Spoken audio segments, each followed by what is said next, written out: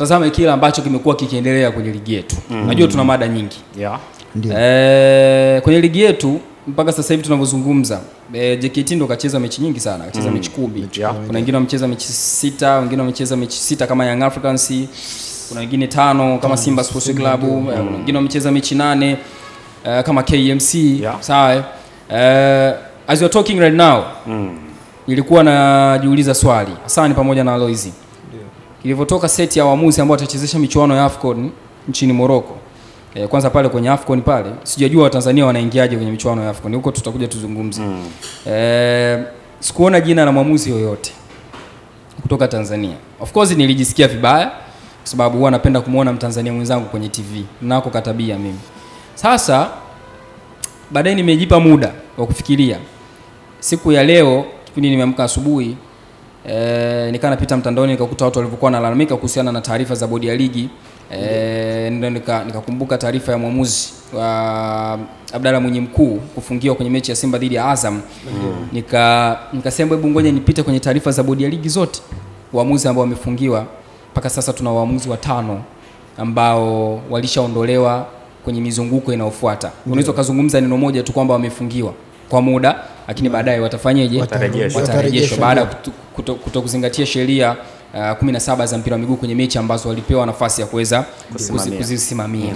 Lakini kuna mwamuzi mmoja ambaye ni Alex Pancras, huyu ni wa mechi ya juzi ya TR United dhidi ya Singida Black Stars, yeye amepewa onyo. Kwa hiyo tuna waamuzi 5 ambao wamekutana na mkono wa bodi ya ligi toka msimu mwanzo. Hatujafika katikati ya msimu. Tunaomba tuweke hilo akilini. Tuna tatizo gani kwenye swala la waamuzi? Pengine hiki ndio kitu ambacho hata CAF wanaendelea kukiona kwenye ligi yetu. Wanaona yes, tuna ligi nzuri ambayo ina ushindani mkubwa, lakini hatuna watu sahihi wa kusimamia sheria 17 katika viwanja vyetu. Inawezekana CAF wanaishi sana kwenye standards. Inawezekana standards hizo bado hawajaziona, japokuwa tuna Ahmed Arajiga ambaye amekuwa akituwakilisha vizuri. Ndio. Nianze na Hassan. Mimi nataka nianze mfano, angalia mechi ya tarehe 25 ambayo ilisogezwa hatimaye wakaleta mwamuzi kutoka nje. Kwanza linaanzia hapo. Kumbuka Al Ahly nao walikuwa na scenario hiyo Al Ahly na Zamalek. Kwa nini Al Ahly na Zamalek walikuwa wanabishana kwamba wataki waamuzi wanaocheza ligi zao wachezeshe hiyo mechi? Ilifika hatua moja akagoma kuingia uwanjani. Kwa nini? Kwa sababu ndani ya hizo timu unakuta kuna vitu vingine vinaendelea ambavyo mimi na wewe hatuna ushahidi rasmi wa kuvitoa nje kusema labda kuna 1 2, lakini unavisikia. Lakini kwa sababu huna ushahidi navyo huruhusiwi kufanyaje? Kuzungumza. Tunarudi mfano, tuanzie KMC, tuanzie Fountain Gate KMC Complex ambayo ni Fountain Gate na Young African. Ile mechi amefungiwa Ahmad Simba kwa kukosa kutafsiri. Tena wanaandikaga vizuri pale, ukisoma vizuri wanasema kwa kukosa kushindwa kutafsiri sheria 17 za mchezo za mpira wa miguu. Wakasema wamemfungia kwa sababu alitoa penalti ambayo haikuwa sahihi. Tunarudi atakwambia ni makosa ya kibinadamu yalitokea uwanjani. Angalia movement ya mpira, unaangalia movement ile ni haraka. Ni decision ya haraka, kitu kimetendeka tayari, mwamuzi aliona labda jamaa alikuwa hajafanyaje, hajaweka mikono kwa sababu hana vifaa maalum vya kumsaidia. Walisema msimu uliopita wanaleta VAR, si ndio? VAR zilikuja zikazinduliwa, baadaye hazikuwekwa tena VAR. Ukawaza VAR ongezeka, either zingelikuwepo zingeliwasaidia waamuzi kufanya maamuzi yalo sahihi. Kabla tuenda kwenye scenario, achana scenario sasa ya Jonathan Soa, Alassane Kante, rudi scenario ya Khalid Aucho dhidi ya Adamu. Huko kote turudi tuanze kwenye la penalty. Pale ambako alifungiwa mwamuzi. Kuna muda mwingine naweza nikaona shirikisho linahitajika liongeze vifaa vingine zaidi vya kumsaidia mwamuzi. Kuna kipindi cha nyuma mechi ya dabi ilichezeshwa na waamuzi 6. Kama unaikumbuka hiyo mechi, kuna namna waliweka waamuzi 6. Mmoja kule kwenye lango, wote walikuwa ili wafanyeje? Waendelee kuhakikisha maamuzi yanayotolewa yanakuwa nini? Maamuzi sahihi. Kwa turudi kwenye hizi mechi nyingine, waamuzi wengine muda mwingine hawa malaini wanaowasaidia waamuzi wakuu, kuna muda kama wao wanawaangusha. Ile ni kosa sio la Ahmad Simba yeye kungamua kwamba ile ilikuwa ni penalty, kwa sababu ni engo ya Kibendera, ambao Kibendera nambari 2 ndio alikuwa kwenye position sahihi ya kutazama vizuri kwamba hapa inatakiwa iwe nini? Iwe penalty au isiwe nini? Isiwe penalty. Lakini kuna muda mwingine mwamuzi wa katikati yeye ameamua kwamba ni penalty, alafu Lesman yeye anasema sio nini? Sio penalty. Wanakuja tena kugongana wao kwa wao. Mwisho wa siku anafanya maamuzi wakati huu mwingine hajafanyaje? Hajaridhia. Hapo kabla hawajaenda kufungiwa na nini, kabla bodi ya. Kwa hiyo wewe unacho recommend ni kwamba pengine tunaweza tukawa tunawalaumu waamuzi, lakini kuna vitu baadhi vinapaswa kuongezwa, ndio ili kuwasaidia waamuzi kudetect baadhi ya vitu. Yeah, of course ni kitu kizuri, sio nani Alois, ni kitu kizuri, lakini kuna baadhi incidents ambazo hazihitaji hizo japo hizo zinakuja kusaidia ndio kuongeza uwezo wa waamuzi kuweza kudetect baadhi ya vitu ambavyo wasingekuwa na uwezo wa kuviona, na pengine Ulaya ndio kitu ambacho kimepelekea baadhi ya waamuzi kuwaona, si ndio, kwamba wakifungiwa sana labda itokee tu mwamuzi kuna baadhi ya vitu amefanya uwanjani ambavyo sio friendly kabisa. Okay, ndio kwa hiyo niko naenda kusizukima. Ukiachana hilo sasa la watu waamuzi kuongezewa vitu vya ziada vingine uwanjani, aidha unaweza kama kaongeza waamuzi, kwani ukiongeza waamuzi inakuwa kuna kama waliweza kuchezesha dabi, waliweza kuchezesha waamuzi 6 kiwanjani, inashindikana nini hata mechi nyingine ambazo zina uzito ni ligi kuu sikiwa na waamuzi wengi kuhakikisha sheria zile 17 zinazingatiwa kwa usahihi. Tunaanza au wengine muda mwingine kuna linesman wa katikati anatakiwa ahakikisha na wasiliana na hawa vibendera wake wao na mawasiliano mazuri na huyu wa katikati, kwa sababu wanapofanya makosa yao sahihi wanaiponza seti nzima, lakini anayeathirika ni mkuu aliyekuwa anaongoza wote. Nikukosoe sana, ukitazama adhabu ambazo wamekuwa wakizitoa bodi ya ligi kama unazifuatilia vizuri, ndio huwa wanatoa kulingana na nani alikuwa kwenye tukio, sio naelewa vizuri. Yani ukimwangalia Mwinyi Mkuu, Abdalla Mwinyi Mkuu game dhidi ya Simba, moja tukio ambalo inawezekana ndio limemfanya atolewe kwenye waamuzi ambao watachezesha raundi zinazofuata, ni tukio la Alassane Kante. Yani ile ni tukio ambalo alikuwa analiona hivi, ni tukio ambalo alistahili kutoa red card, lakini tukio la Jonathan Soa ni tukio ambalo lilitokea wakati mechi inaenda kuisha, yani kipindi Midimao anaondoa ule mpira, mwamuzi akawa amepuliza kipenga. Kwa hata tunaweza tukalinda tu saikolojia ya mwamuzi kwamba mwamuzi akili yake alikuwa anajua mpira unaenda kuisha. Kwa hata alichokifanya Jonathan Soa kinaweza kawa kukiweka sana akilini, kwa sababu ni kitu ambacho kilitokea mwishoni mwa mchezo. Kwa ukiangalia bodi ya ligi kwa sasa wanachokifanya, ukimwangalia hata yule alichezesha Ahmad Simba alicheza game Yanga dhidi ya Fountain Gate, ni kipindi tukio linatokea ndio alikuwepo karibu. Kwa hiyo bodi ya ligi wameona alikuwa na uwezo wa kulitafsiri vizuri lile tukio. Kwa hata sasa hivi ukiangalia adhabu wanazozitoa bodi ya ligi, wanatoa adhabu kulingana na, yani wanaadhibu wao watu kulingana na incident ilivyokuwa, kwamba ni incident ambayo mwamuzi msaidizi alikuwa kwenye line ambayo anaweza akamsaidia mwamuzi mkuu, ila mwamuzi msaidizi ya kufanya vile. Unasikia mwamuzi msaidizi pamoja na mwamuzi mkuu wa mchezo wote wameondolewa kwenye seti. Kuna baadhi ya waamuzi ambao ni wa pembeni wanaondolewa tu, waamuzi wa pembeni, lakini kuna baadhi ya matukio ambayo yanatokea mwamuzi wakati alikuwa na uwezo mzuri wa kuliona lile tukio. Mfano kama Abdalla Mwinyi Mkuu kwenye game dhidi ya Simba alikuwa karibu, yani Alassane Kante anamkanyaga Fei, yeye alikuwa pale, lakini bahati mbaya ametoa kadi ya njano. Sio vizuri. Kwa hiyo nilichokiona bodi ya ligi wamekiboresha ni hicho, lakini tunarudi hamjaboresha chochote, kwa sababu tunazungumzia tatizo ambalo mpaka sasa hivi bado linaisha. Alois Hassan amejaribu kuzungumzia kwamba pengine tungekuwa na VAR ingeweza kusaidia zaidi kupunguza haya mapungufu ambayo tunaita mapungufu ya kibinadamu kwa waamuzi wetu na kupunguza hii fungia ambayo imekuwa ikiwakabili. Lakini tukumbuke VAR inatoa option kwa mwamuzi wakati kwenda kureview tukio na kufanya maamuzi. Yeye ndo last say. Atakapotazama tukio jinsi atakavyolitafsiri yeye kwa tukio ambalo amelirudia mara kwa mara kupitia VAR ambayo ni screen kama ambayo inaonekana hapa, maamuzi anakwenda kuyafanya yeye. Sasa ina depend na yeye kwa utashi wake. Kama ana utashi au ana mapenzi binafsi na timu fulani, haijalishi ataspendi muda gani kwenye VAR kureview tukio, ila mwisho wa siku bado atafanya maamuzi ambayo yatakushangaza, si ndio? Kitu ambacho kinatakiwa kufanya kwanza, ili tujisifu kwamba ligi yetu kweli bora, tuachane na performance za timu zetu, wachezaji ambao tunakuwa nao, budget na kila kitu ambacho kinapelekea ligi yetu kuwa miongoni mwa ligi 5 bora barani Afrika. Tujifunze pia jinsi ya kuwa advance au kuwa update waamuzi wetu ambao tunakuwa nao.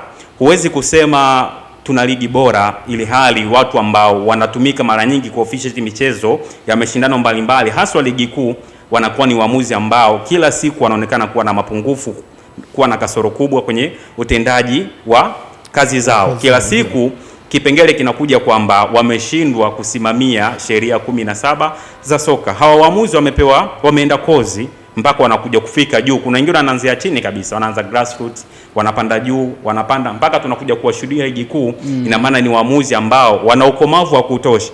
Mpaka mtu anakuja kuofficiate game ya Simba na Mtibwa Sugar, game ya Coastal na Namungo, ni mwamuzi ambaye ameofficiate game nyingi sana kutoka huku chini mpaka anafika level ya ligi kuu. Kwa hiyo tujaribu kuwa update na tutoe adhabu kali zaidi kwa hawa waamuzi. Kumbuka, mwamuzi utamfungia miezi 3, utamfungia miezi 6, utamondoa kwenye orodha mpaka hapo baadaye atakapomaliza kutumikia adhabu yake. Kumbuka kuna timu umeikosti kukosa alama. Pengine ilihitaji kupata alama moja, imepoteza hata hiyo alama moja.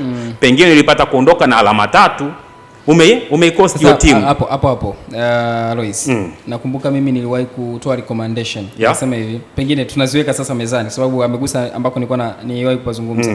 Nikasema for instance, mwamuzi katoa penalty, mfano kama kwenye game ya Yanga dhidi ya Fountain Gate, right? Ya penalty haikuwa halali, si ndio? What if kwamba tukaja tukagundua kwamba penalty haikuwa halali, kwa nini tusifute lile goli? Tukasema ile mechi iliisha 1-1 kwa sababu kilichotolewa pale hakikuwa halali. Mwamuzi wa ule mchezo ameshushwa daraja. Atachezesha game za championship au ligi daraja la kwanza. Kwenye kufuta matokeo ni ngumu. Maana hata sheria za FIFA nimejaribu kupitia kwenye ile matukio ambayo yalikuwa yanaonekana kwamba kuna viashiria vya upangaji matokeo nini. Hata kama kuna viashiria vya upangaji matokeo, the last results itabaki kustandi kama ilivyo, ila watu wengine watachukuliwa sheria kama inavyotakiwa. Kufuta matokeo ni kitu ambacho ni kigumu zaidi. Kwa hiyo hata usikitarajie.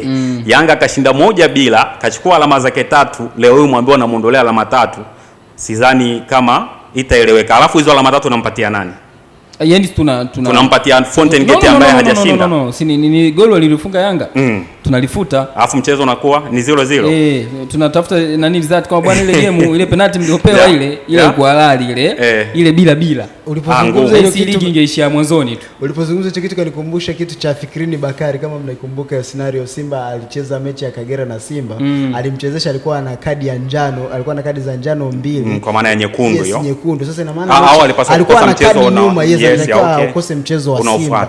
Akacheza mechi ya Simba. Ile mechi ya Simba akaibuka na ushindi, baadaye akaenda Mwanza nako akashinda. Young Africans walikuwa kwenye ile race ya mwisho ya ubingwa ule. Sasa Yanga wao kaenda kudai kwamba alama zile za Simba zifutwe kwa sababu aliyecheza ile mechi alikuwa na nini? Alikuwa na kadi za njano 2, hakutakiwa kucheza mechi inayofanyaje inayofuata. Hicho kitu hakikuwezekana kabisa. Ni ngumu sana kwamba kufuta kwamba ufute matokeo yale ya mwisho itakuwa ngumu. Kwa hiyo nilikuwa namalizia. Unataka kuongeza kitu? Alikuwa wewe malizia. Sasa nilikuwa nasema ili tujisifu ya kwamba kweli ligi yetu iko kwenye standard na viwango vikubwa ambavyo tunasema kweli ina hadhi ya kuwa ligi nambari 5, basi pia tunapaswa kuwa na waamuzi ambao wana ubora mkubwa. Leo hii tunazungumzia michuano ya AFCON inayoanza tarehe 21.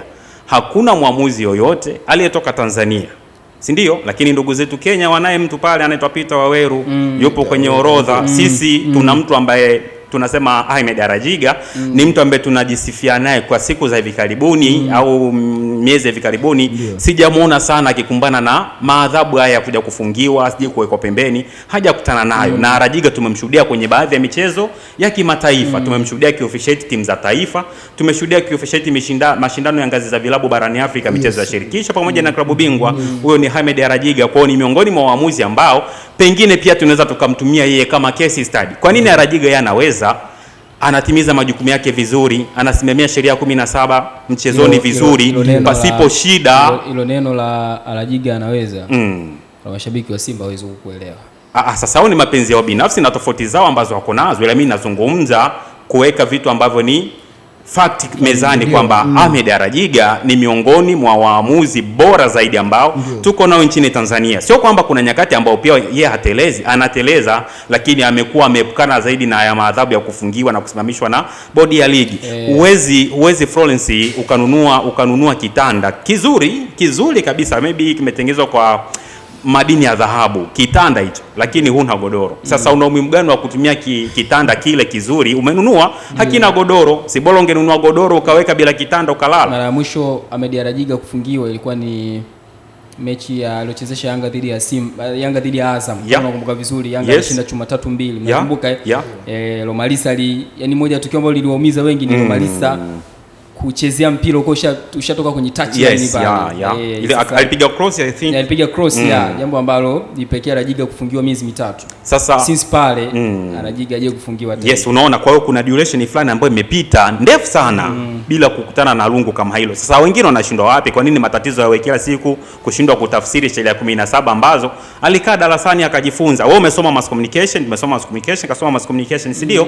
Tumefundishwa media ethics. Siwezi nikakaa hapa nikazungumza kitu ambacho kiko nje ya misingi yangu kama mwandishi wa habari. Si nimesomea, ninafahamu. Sasa nikitenda kinyume ina maana nimefanya makusudi, si ndio? Sasa hata waamuzi wanakwenda kusomea kazi yao ya urefari au uamuzi. Kwa nini wanakuja kila siku weakness yao ni ile moja? Halafu hivi vilabu vyetu ambao tunasema ni vilabu pendwa sana, Simba na Yanga, vimefukuzisha waamuzi wengi sana au vimewasimamisha na kuwatia matatizoni waamuzi wengi sana. Kwenye hiyo orodha ya waamuzi 5 leo wataja, nina uhakika kwenye michezo 3 ni lazima wamehusika kwenye game za Simba na Yanga. Mpaka ligi inakuja kutamatika, kwa mfano, labda alifungiwa waamuzi 20, nina uhakika waamuzi 10 mpaka 13 kati ya 20 wamehusika kwenye michezo ya Simba na Yanga.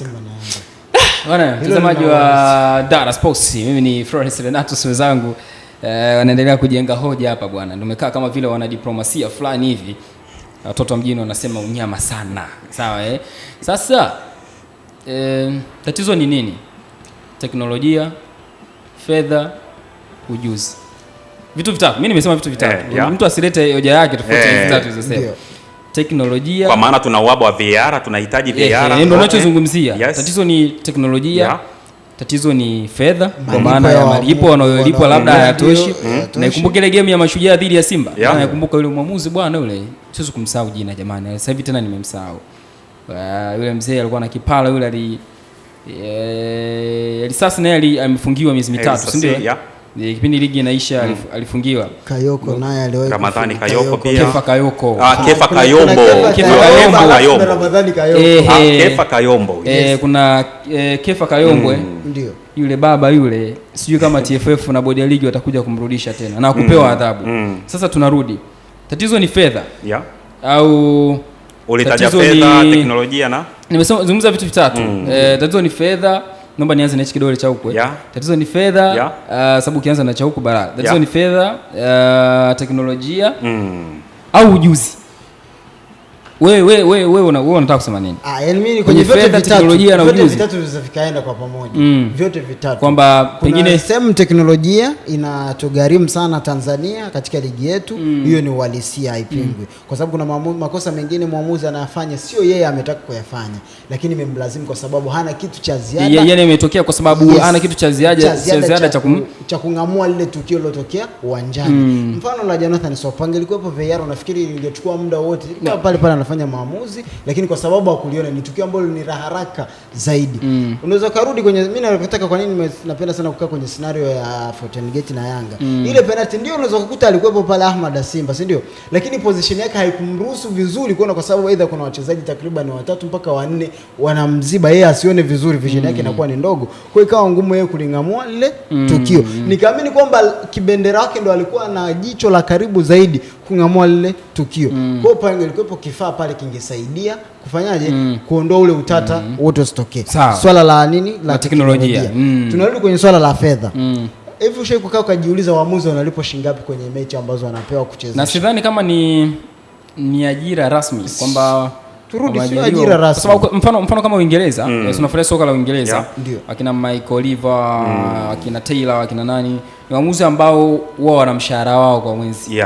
Na Ulaya waliwahi kusimplify kidogo. Waliwahi kutoa favor kwamba mwamuzi fulani kama unajijua una hate, yani wewe ni hater wa timu fulani, basi unapendekeza kabisa mimi msinipe nikachezesha ile timu. Sio kupendekeza tu, yani iko hivi. Kwa mfano Kagera Sugar sana tukia mkoani Kagera. Pamba Jiji huko Mwanza hawezi akatolewa mwamuzi kutoka kanda ya Ziwa akachezesha mchezo ule. Atatafutwa mwamuzi kutoka ukanda wa Pwani huko Dar es Salaam ndo akapelekwa kule. Ndivyo wanavyopaleti Uingereza. Mtu anaka Manchester hawezi kwenda pale Manchester City, anatoka Manchester huko anakoka United sisi. Hapana, mtu atatolewa huko London huko wanakoka kina Arsenal, Spurs na Chelsea. Anatolewa mwamuzi kule, anakuja kuofficiate game Manchester huko. Sijui unaelewa? Kwa ndivyo ilivyo. Yeye anapunguza kidogo. Mpaka CAF saizi limeingia kwamba kama ni mechi mnacheza Tanzania na Uganda, mwamuzi ataki kutoka kutoka ukanda wenu, yani kama ni unafu sui nini kwa safa wote amruhusu, hataki kutoka mwamuzi kanda yenu, anabidi atoke mbali na nyinyi kwamba hawafahamu ndo anakuja. Mfano mzuri tumeona tu kwenye mechi ya kwanza ya Yanga na FAR Rabat. Umekumbuka amekuja kucheza, ametoka Cote d'Ivoire. Msafiri kutoka Cote d'Ivoire, alafu muangalie FAR Rabat ya Morocco, iangalie Tanzania. Mwamuzi angalia alikotokea. Anakuja Tanzania. Hamna mawasiliano nayo yoyote yale. Kwa ndo kizuri ambacho ulikuwa unamalizia. Sasa uone kwako wewe Alois. Fedha, teknolojia na ujuzi. Nikianza na kikubwa unagusa vyote vitatu. Mimi nataka uguse kimoja kikubwa ambacho unaona kinatuangusha. Sasa mimi naona vyote vya muhimu, yani niguse kidogo. Sasa nikianza na teknolojia, nitabaki kusimamia msimamo wangu kwamba ile inabaki ni 50 kwa 50. Maana hata hiyo VAR ambayo tunaililia sisi tuwe nayo ili kupunguza matatizo ya kiufundi ambao na matatizo ya kibinadamu ambao wanasema waamuzi wetu wanakutana nayo, Madrid mpaka hivi sasa wanalia na waamuzi wao pale La Liga. Kwa story ya Florentino Perez lakini VAR iko pale. Uingereza pale kwenyewe VAR zipo timu ambazo tayari zishaumizwa kutokana na uwepo wa VAR, mpaka kuna baadhi ya vilabu vilianza kufanya voting kufanyaje kuiondoa VAR kwenye ligi kuu ya Uingereza. Kwa hiyo mimi sitarajii kwamba uwepo wa VAR utapunguza kwa 100% sana tatizo ambalo lipo, bali tuwafunze waamuzi wetu kuwa na uweledi wa kusimamia sheria 17 za soka. Hapo ni kwenye teknolojia nimeweka ni 50 kwa 50. Nikija kwenye fedha, nishaye kuzungumza nikisema hawa waamuzi ambao tunakuwa nao, kwanza tatizo ambalo lipo Florence, mwamuzi anachezesha mchezo anakuja kupewa malipo baadaye. Kuna moja ya mahojiano nilishaye kuyasikia mwamuzi akihojiwa akasema amekwenda mkoani, amechezesha mchezo, anarejea malipo yake hajapewa, akaanza kudai. Sasa huyo mwamuzi kama anakwenda mkoani, vipi kama kuna timu ambayo ina uchumi mzuri zaidi ikaweza kumweka hotelini, kumsafirisha, ataacha kuifeva kiwanjani? Tazama mazingira jinsi yalivyo. Lakini umezungumzia fedha ukiwa na lengo kuhusu malipo yao. Je, wanalipwa kiasi gani? Kinatosha?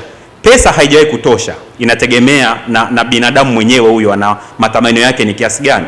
Hata ukimlipa mwamuzi bilioni 1 ndani ya mchezo mmoja dakika 90 tu, unampa bilioni 1, still bado kama ana tamaa, hata akipewa milioni 2 akaongeza kwenye bilioni 1 ataichukua ile afeve timu ambayo imempa hiyo pesa. Kwa hiyo mwisho wa siku hiyo pesa na yenyewe isiyo point ambayo nitaiweka sana, bali tunapaswa kuwa na waamuzi ambao tunajua pia wana kazi za ziada ambazo zitakuwa zinawaingizia pesa, maybe zitawapunguzia shida ndogo ndogo ambazo pengine pesa wanaona inopewa kama haitoshi hadi wana hivyo. Nikija kwenye pointi ya 3 kwa maana ya ujuzi, wanaenda darasani, wanasomea na wamekuwa pia wanafanya refreshers course za kuhusu masuala yao ya uamuzi, si ndio? Mtu anaenda darasani, anafahamu hii ni rangi nyeupe, anafahamu faulu ikoje, penalty ikoje, mpira ukiwa nje, vitu vinaeleweka. Sasa wewe unapokuja na unaenda kinyume, afu mwisho wa siku unakuja kuadhibiwa ati kwamba umeshindwa kutafsiri sheria 17 za soka, umefanya makusudi kwa sababu umefundishwa, bado hutaki kutimiza ulichofundishwa, ina maana umefanya makusudi.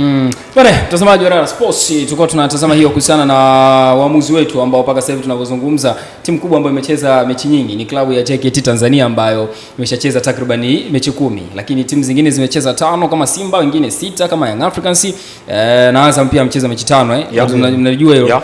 Na timu zingine ambazo zimecheza mechi 8 hapo katikati kama kina KMC. Sasa changamoto ikaja, hata tujafika nusu ya msimu tayari tuna waamuzi takriban 5 wameshakutana na bani ya bodi ya ligi na mwingine tayari kashapewa onyo. Tatizo liko wapi? Vijana wa Rara Sports hapa na wachambuzi yakinifu wamekujibu vizuri sana.